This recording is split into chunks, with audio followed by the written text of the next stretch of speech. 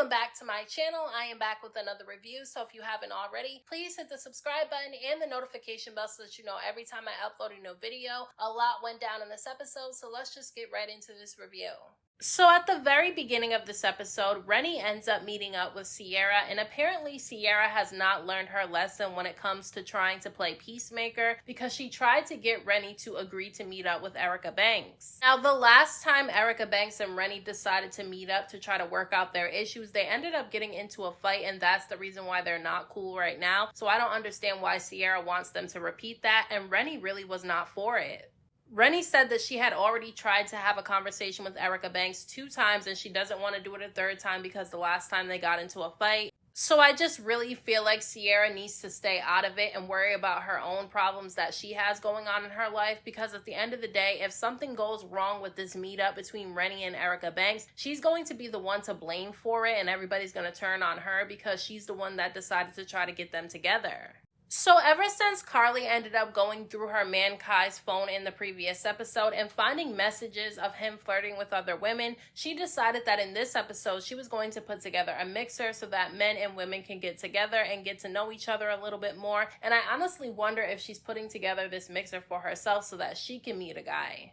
And the reason why I feel like Karlie planned this whole thing for herself is because when Bambi ended up showing up, because she decided that she wanted Bambi to come taste the drinks that she's going to be serving at the mixer, Bambi shows up and Karlie starts telling her about all the drama that she has going on with Kai. And she tells Bambi that she's definitely going to get back at Kai because she doesn't like that he thinks it's okay for him to talk to other women behind her back, but then he expects her not to talk to other men. And look, I understand that Karlie wants to get back at him, and I'm not necessarily saying that she's wrong in this situation. I feel like he's the one that's wrong, but I feel like she shouldn't even try to get back at him. I honestly think she would have been better off just leaving him, because if he doesn't respect your relationship enough to stop talking to other women, then he's not even worth it. And Bambi does end up letting Karlie know what happened when she met up with Mama D in the previous episode. It got really ugly to the point where Bambi was getting ready to smack Mama D in the face because Mama D ended up ripping up her degree. I don't understand why Mama D just won't leave Bambi alone. I mean, to me, Mama D has always been a big problem because she's acted this way towards every single woman that we know about that Scrappy has been with, and I honestly feel like she's going to do it to the next woman he gets with too, because she just doesn't like any of them, and I just feel like she should stay out of Scrappy's business. And I really hope that Bambi is serious about taking legal action against Mama D, because maybe she won't do this to anybody else because she takes things way too far.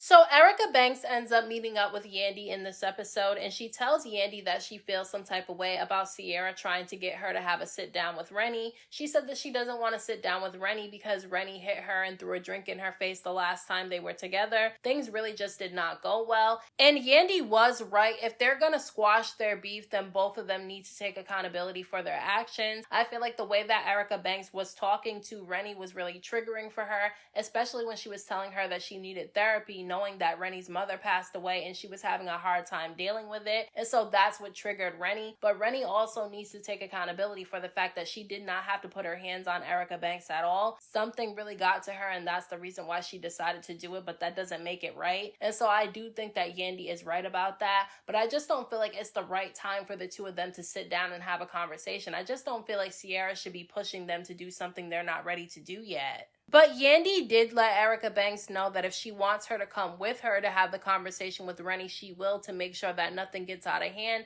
And so Erica Banks said that she would think about it. So because Amy wants to try to distract herself from all the drama that she has going on in her relationship with Mozzie, she decides to keep herself very busy with work, and she decides to invite Bambi to come visit her while she's on set filming her music video. She opens up to Bambi about how she feels like Mozzie hasn't really changed. She thought that he changed, and that's the reason why she decided to get back together with him. But now she's seeing all of his old ways come back, and she's really not feeling it. And then on top of that, Mozzie just found out that he has a 7-year-old daughter, and he also said that he wants his 7-year-old daughter to come move in with him and Amy. And now Amy is feeling a little bit uneasy about the whole situation. And I feel like Amy's concerns are valid, but this is why you shouldn't get back together with somebody that you broke up with, because a lot of the times it won't work. It'll just get messy again. I feel like she shouldn't have jumped back into a relationship with Mozzie until she saw that he really was on his feet, because one of the biggest problems in their relationship is that he's not financially stable.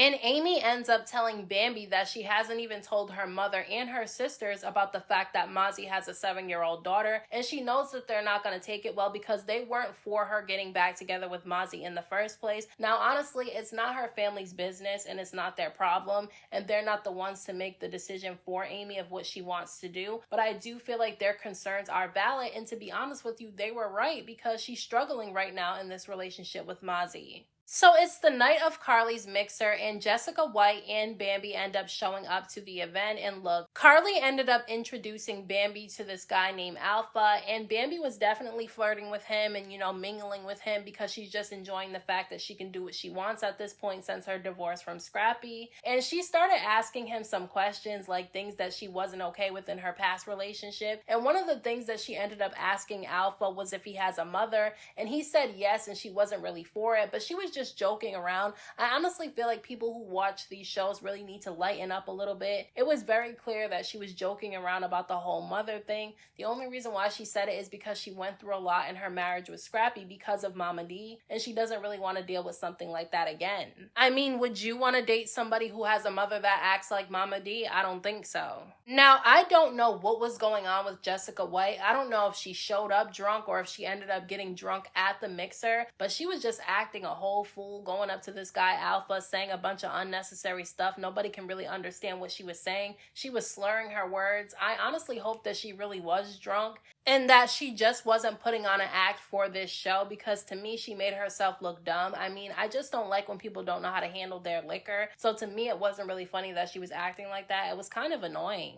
And after Jessica White ends up leaving, Bambi looks over and she sees Karlie all over this guy Summers, who Karlie ended up inviting on purpose because she wants to make Kai jealous. And look, Karlie definitely gets herself into some really messy situations, but to me, she's very entertaining to watch, and this whole situation was kind of funny to me. So Sierra ends up setting up a meetup between Erica Banks and Rennie, and Yandy ends up showing up to make sure nothing goes left. And Rennie ends up showing up, but Erica Banks doesn't. She's really, really late. And so Yandy ends up FaceTiming her. And Erica Banks is saying that she's out drinking and that she's not going to show up because she just knew that things weren't going to go right and that things were going to go left. And then on top of that, for some reason, Sierra ended up setting the meetup at a batting cage. And I just don't understand why she would choose that type of place for the two of them to meet up with each other. I mean, maybe she thought they can get rid of some of their built up aggression before they have the conversation. And that's why she set up the meeting at the batting cages, but things could have honestly went left by having the two of them who don't like each other and get into a fight every single time they see each other meet up at a batting cage. I just think things would have got kind of ugly.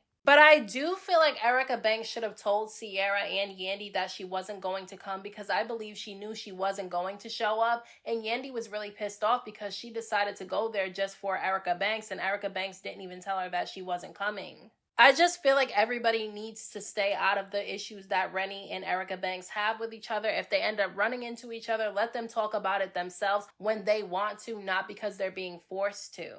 So Mozzie is outside of a gas station or some type of store, and he sets up this table and he's selling some merchandise. I guess it's his merchandise, but I really don't know. And Amy ends up showing up, and she feels like what he's doing is not what she meant by hustling to try to get money. She feels like he needs to be on her level financially, and she feels like he's not doing enough. And look, I understand where she's coming from, because right now there's no time to waste when it comes to making money. Like, you have to be doing something to get yourself together financially, because right now things are not cheap. And he ends up getting really mad at her during this conversation because he says that he doesn't have all the resources and the support that she has, and that's the reason why he's struggling. But I feel like that's just an excuse, because I feel like there's a lot of things that he can do to try to help himself get together financially, and I feel like he just doesn't want to. He wants to try to take the easy routes, and that's really not the way to go. And so I feel like he's just making excuses, because Amy's other concern is that, number one, he's not financially stable. She said that he barely is even able to pay his half of the rent. And so he sat there and told the mother of his 7-year-old daughter that he wanted her to come stay with them. And it's like, who's going to be taking care of this child financially? Is Amy going to be the one doing it? Because apparently he doesn't have the money to.